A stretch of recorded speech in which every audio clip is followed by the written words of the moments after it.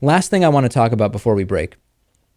Earlier in the week, we talked about the 60-year-old man who committed suicide on his 60th birthday and left an extensive website outlining his reasons why.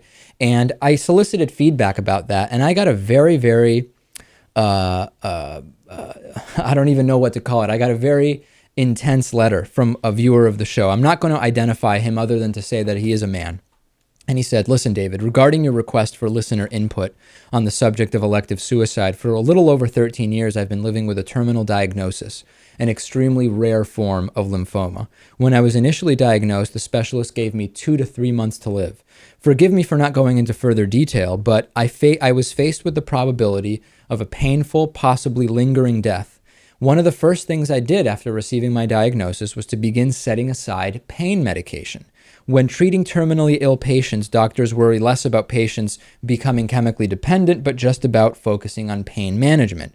So while my doctor cannot officially endorse it, we've discussed the matter of me using these pills to commit suicide as a hypothetical matter. In the past 13 years, I've endured a great deal of drug trials, chemotherapy, surgery, and some pretty nasty experimental drug trials. I may be a bit battle-scarred, but I still enjoy a pretty decent quality of life.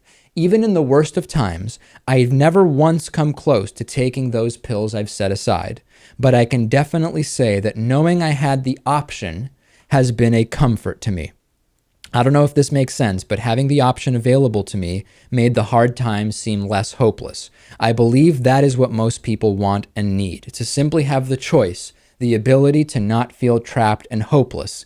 That's my opinion. Thank you, and keep up the good work. Thanks for writing to me. Lewis, this, I think, is a very, very powerful insight into one story about how someone feels about having the ability to decide for themselves what is best for them. And it's a very sad case. And of course, we're all glad that he's able to say his quality of life is still fairly decent. And I think that that's great. Right. I mean, at some point, I think a person should be able to make decisions for themselves about their life instead of their doctors and a nasty for-profit healthcare system. Let's take a break. We'll be back with more after this. DavidPakman.com.